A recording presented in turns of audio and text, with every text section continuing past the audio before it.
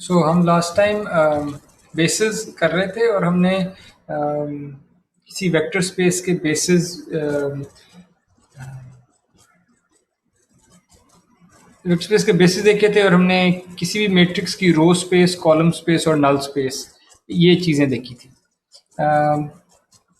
और ये जो रो स्पेस, कॉलम स्पेस और नल स्पेस है, इससे जो आगे चीज़ें हमें पता लगती हैं वो ये है कि किसी भी मैट्रिक्स का रैंक किसी भी मैट्रिक्स का रैंक होता है जितना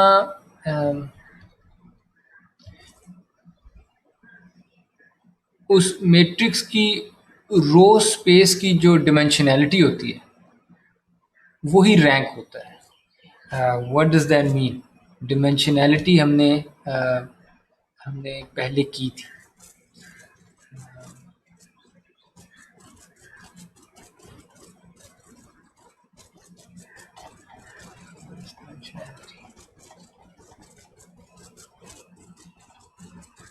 यस, डिमेंशन। किसी भी वेक्टर स्पेस का अगर आपके पास कोई बेसिस है, उस अगर कोई बेसिस है, बेसिस का मतलब है कि उसके वेक्टर्स लीनियरली इंडिपेंडेंट होंगे और स्पैन करते होंगे। तो बेसिस के अंदर जितने वेक्टर्स होते हैं वो उस स्पेस V की डिमेंशनैलिटी होती है। अब जब हम बात करते हैं रो स्पेस की डिमेंशनैलिटी, इसका मतलब है कि मैट्रिक्स ए की जो रोज हैं, अगर मैं उन रोज का लीनियर कॉम्बिनेशन ले लूं तो जौन सी स्पेस बनती है वो है रो स्पेस। उस रो स्पेस की डिमेंशनैलिटी का मतलब है कि उस रो स्पेस का जो बेसिस होता होगा, उस बेसिस में जितने वेक्टर्स हैं वो डिमेंशनैलिटी है।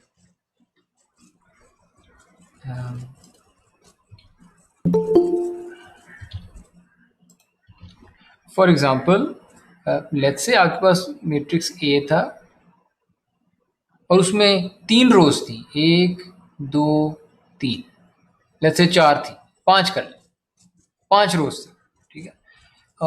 तो रो स्पेस तो बनेगी इन 5 रोज की लीनियर कॉम्बिनेशन से जौन सी भी स्पेस स्पैन हो जाती है। लेकिन इट टर्न्ड आउट कि इनमें से अगर 2 रोज जो हैं वो बाकी 3 के लीनियर कॉम्बिनेशन से बन जाती है, तो इसका मतलब है कि जो लीनियरली इंडिपेंडेंट रोज होंगी वो सिर्फ 3 होंगी, ठीक है। लीनियरली इंडिपेंडेंट रोज अगर 3 है, तो इसका मतलब है कि जो स्पेस स्पैन होती है इन 5 रोज से, वो असल में वही स्पेस है जो स्पैन होती है इन 3 लीनियरली इंडिपेंडेंट रोज से, क्योंकि बाकी 2 रोज कुछ ऐड नहीं कर रही थी, वो तो खुद इन 3 से बन जानी थी। यानी इसकी जो रो स्पेस का बेसिस है उसमें 3 वेक्टर होंगे, और तो रो स्पेस के बेसिस में अगर 3 वेक्टर्स हैं, इसका मतलब है कि रो स्पेस की डिमेंशनैलिटी 3 होगी। इसका मतलब है कि मैट्रिक्स का रैंक, हम डिफाइन ही रैंक को डिफाइन ही ऐसे करते हैं, मैट्रिक्स का रैंक 3 होगा।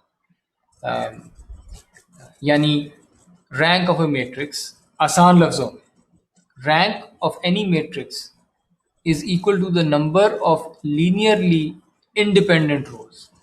जौन सी रोज डिपेंडेंट हो जाएंगी उतना आप रोज माइनस कर दें, बाकी जितनी बचेंगी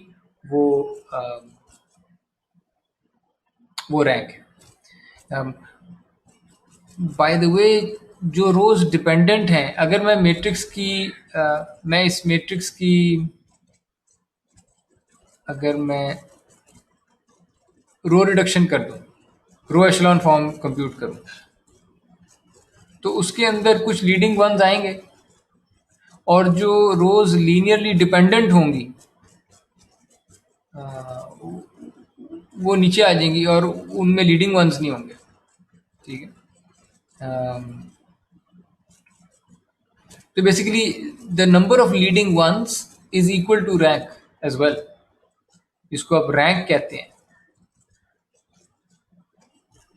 rank equals number of leading ones in row echelon form.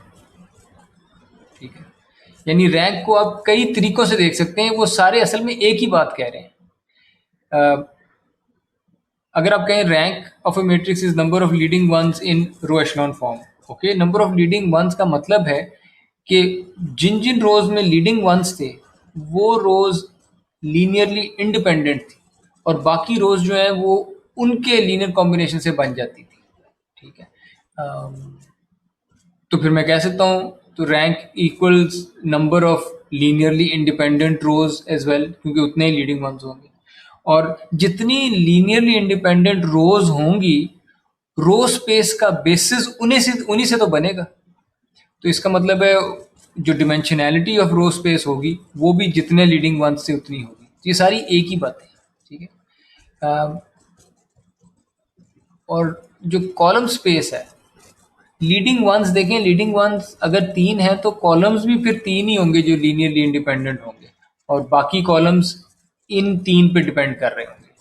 तो किसी भी मैट्रिक्स को उठा लें, कॉलम स्पेस का बेसिस ले लें और उसके नंबर ऑफ वेक्टर्स देख लें, या रो स्पेस का बेसिस ले लें और उसके नंबर ऑफ वेक्टर्स उठा लें, ये हमेशा बराबर आएगा। नंबर ऑफ लीनियरली इंडिपेंडेंट रोज और number of linearly independent columns किसी भी मैट्रिक्स के हमेशा बराबर होंगे, नंबर जो है। ठीक है, इस नंबर को रैंक कहते हैं। ठीक है, और इधर से पता लग जाता है कि रैंक जो है वो हमेशा नंबर ऑफ रोज और नंबर ऑफ कॉलम्स के मिनिमम से बड़ा नहीं हो सकता, क्योंकि अगर किसी मैट्रिक्स में 5 रोज हैं, लेट्स से 5 रोज हैं और 7 कॉलम्स हैं। ठीक है, 5 रोज का मतलब है कि रैंक जो है वो नंबर ऑफ लीनियरली इंडिपेंडेंट रोज है। तो टोटल रोज अगर 5 है तो लीनियरली इंडिपेंडेंट रोज 5 से ज्यादा हो नहीं सकती, रोज है ही 5। इसका मतलब रैंक 5 से ज्यादा नहीं हो सकता। ठीक है, वाइस वर्सा अगर अगर होता कि जी 7 रोज थी और 5 कॉलम्स थे तो रैंक जो है वो number of linearly independent columns भी होता है।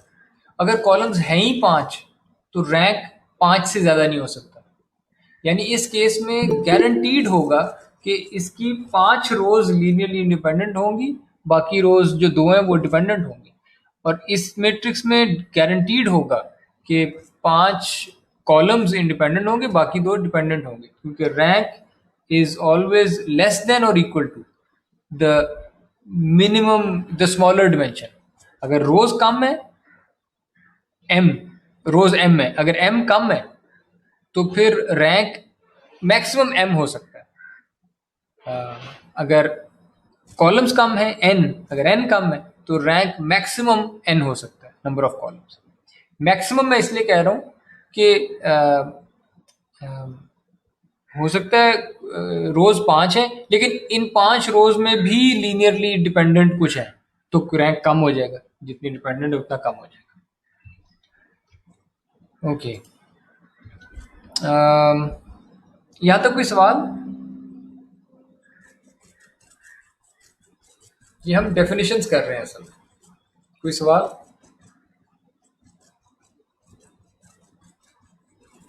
No sir, continue. सो एक तो कॉन्सेप्ट हो गया रैंक का, ये है कि किसी भी मैट्रिक्स में लीनियरली इंडिपेंडेंट रोज कितनी है या कॉलम्स लीनियरली इंडिपेंडेंट कितने हैं। दूसरा कॉन्सेप्ट है नलिटी का। जिस तरह रैंक रो स्पेस और कॉलम स्पेस की डिमेंशनैलिटी होती है, नलिटी को हम डिफाइन करते हैं नल स्पेस की डिमेंशनैलिटी। नल स्पेस क्या थी? AX इक्वल 0 वाले सिस्टम की, होमोजेनस सिस्टम, इसकी जो सॉल्यूशन स्पेस थी वो सारे वेक्टर्स x जो AX इक्वल्स 0 को सेटिस्फाई करते हैं, उन उनसे बनने वाली स्पेस, उनके लीनियर कॉम्बिनेशन से बनने वाली स्पेस, ठीक है, उस स्पेस को कहते थे नल स्पेस। और अगर उस स्पेस का कोई बेसिस है, यानी कुछ कुछ वेक्टर्स हैं जिनसे वो स्पेस पूरी की पूरी स्पैन हो जाती है, तो जितने वो वेक्टर्स होंगे नल स्पेस को स्पैन करने वाले और लीनियरली डिपेंडेंट, जितने वो वेक्टर्स होंगे उतनी ये डिमेंशनैलिटी होगी, ठीक है। और इट टर्न्स आउट कि किसी भी वेक्टर का जो रैंक है वो हमने यहाँ तो कह दिया था नंबर ऑफ लीडिंग वंस थे।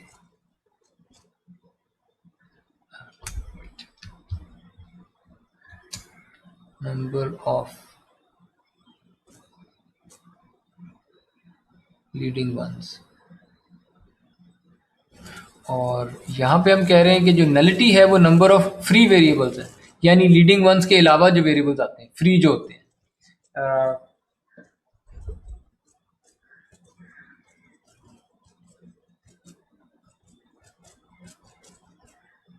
और यहाँ से हमें पता लगता है कि किसी भी मैट्रिक्स ए में या तो लीडिंग वन वाले वेरिएबल्स होंगे या फिर बाकी फ्री वेरिएबल्स होंगे।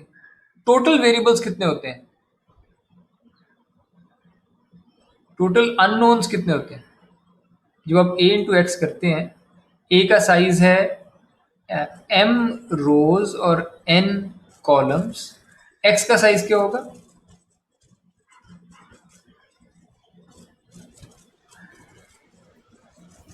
n by m, n by 1 n by 1, unknown का वेक्टर होता है, और आगे आप b लिख देते थे और b का साइज होगा m by 1, m by 1.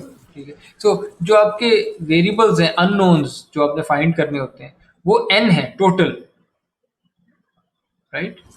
n है, जिनमें से ये जो n है इनमें से कुछ वेरिएबल्स होंगे जो फ्री नहीं होंगे।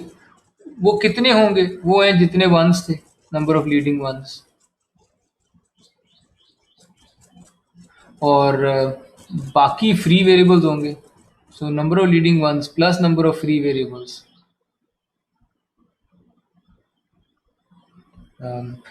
ये तो n के बराबर होता है। तो नंबर ऑफ लीडिंग वंस तो हमेशा रैंक होता है और नंबर ऑफ फ्री वेरिएबल्स तो हमेशा नलिटी कहते हैं, और number of leading ones plus number of free variables is always equal to n, जो कि यहाँ पे लिखा हुआ है, राइट? तो इसको डिमेंशन थ्योरम कहते हैं मैट्रिसेस के, कि किसी भी मैट्रिक्स में अगर n कॉलम्स हैं तो rank plus nullity, number of leading ones plus number of free variables, ये हमेशा नंबर ऑफ कॉलम्स यानी n के बराबर होगा, always for any matrix. Okay, तो ये तो प्रूफ उसका हमने कर लिया।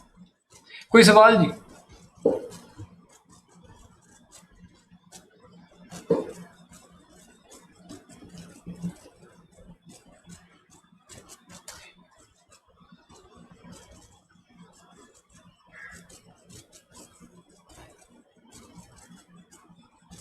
बाय द वे इनको फंडामेंटल मैट्रिक्स स्पेसेस कहते थे, रो स्पेस, कॉलम स्पेस और नल स्पेस को इनको कहते हैं फंडामेंटल मैट्रिक्स स्पेसेस, एक और नाम इनका है। ओके, अगर इधर कोई सवाल नहीं है तो हम अगले टॉपिक पे चलते हैं।